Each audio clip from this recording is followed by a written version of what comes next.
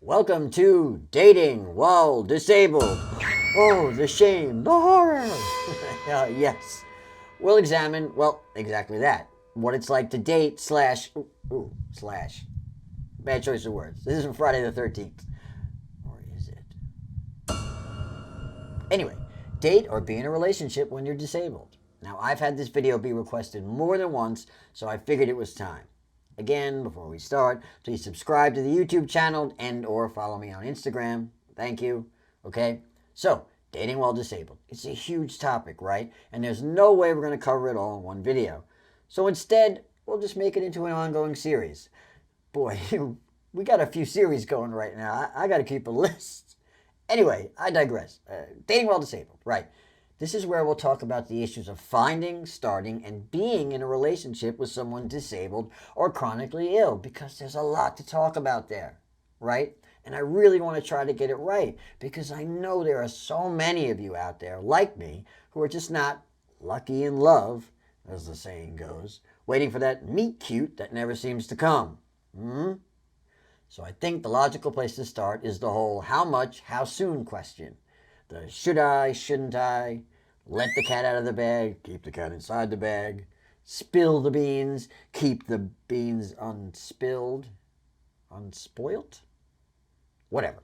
The question is, when do you tell someone you just met about your disability and how much do you tell them, right? Now look, I can already tell some of the things I'm going to say are going to be controversial, right? I can only give you the benefit of my experience in dating for many years and even being married once. You don't have to agree, but this is all information gathered over a lot of years. It's not a guess. And that brings us to what I've dubbed the 30-day bucket. I'm laughing because I know what you're thinking, and that is, oh God, not another one of his idiotic metaphors, right? But I promise, this is a good one. I'm kind of proud of it. When you first meet someone, right, be it on one of the wonderful dating apps that everyone loves, or be it at work or at a bar, for that first month or so, you're both feeling each other. Feeling each other out. Mine's out of the gutter, please. This video has been rated PG-13 only. Oh, by the way, the 30 days and the 30-day bucket metaphor, it's just a guideline, okay? If you take 3 months to get to know somebody, fine. If you take a week to get to know somebody, that's really fast, actually, but fine, also fine, okay? But I couldn't really call it the 1 week ranging to 3 months or so bucket of getting to know you in whatever time it takes, because that's a tad bit wordy. Yeah, doesn't exactly roll off the tongue. Whatever, PG-13. Now, you have a choice to make, and you can decide what it is you want to fill your 30-day bucket with. If you want to fill it with talk about your disability right up front and the hardships you've been through and all the things you face on a daily basis and how the world has just been very unfair to you, all true, you can totally do that. You can. The thing is, those are heavy, heavy items. And at the end of the getting to know you period, man, that's going to be a heavy bucket for that other person to lift, right? And they're going to judge what a long-term relationship with you might be like based on the weight of that bucket. Now, if they think they're going to have to carry around a heavy weight like that for the rest of the relationship, how do you think that's going to affect your chances? I think you know the answer, right? Because you think the same thing, disabled or not, because you're a human being with feelings about things. Look, think of it like this. Say you met somebody, right, and their 30-day bucket was filled with talk of their ugly divorce, right, their ongoing horrible custody battle, the fact that their ex harasses them all the time, boils their pets, classic fatal attraction stuff, right? Oh, and the fact that they're being laid off of work in a week.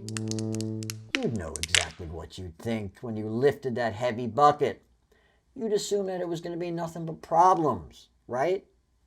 So how can we expect others not to do the same to us and then get mad at them for doing it, right?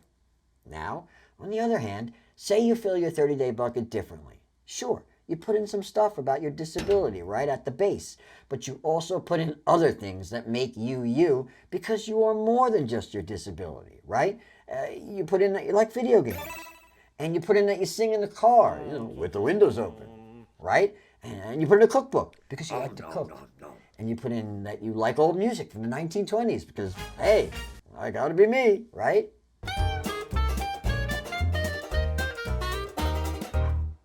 Yeah. Now your bucket, not so heavy.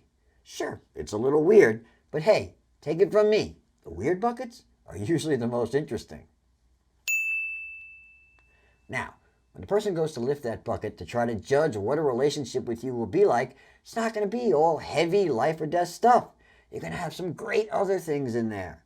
Things people could sink their teeth into and say, well, yeah, disability, but also cool, 1920s music, big band, cool, right? Now look, I'm not saying lie. In fact, let me be explicit. Do not lie about your illness. Trust me, I've been down that road, and it ends in tears and a pint of shame-flavored Haagen-Dazs. Always, okay? Don't lie. If they ask you about it, tell them the truth, okay? But there's the truth, and there's the truth. Got it? There is no law that says you have to tell someone about your disability with sadness, or that you have to give them all the gory details right up front along with it.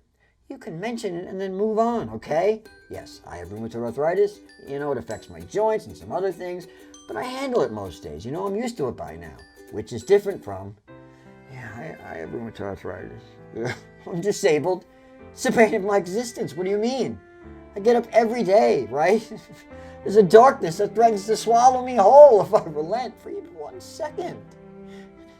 The crazy part is, it's a fight I'll never win, right? But I'll be damned if I'm not going to go down swinging.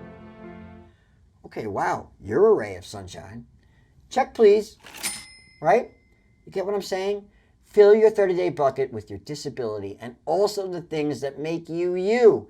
And you'll have a much better chance of getting to know someone and having them get to know the kind, empathetic, considerate you before an overloaded, heavy lift of that bucket scares them off. By the way, ladies, my bucket, super light, super weird. Yes, amazingly, I'm still single. All this can be yours. Right? Anyway, next time, we'll deal with another one of the burning questions of dating while disabled. Thanks for watching.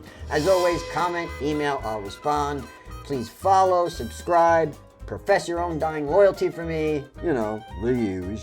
And in the meantime, be kind, rewind, keep on keeping on, and we'll talk soon.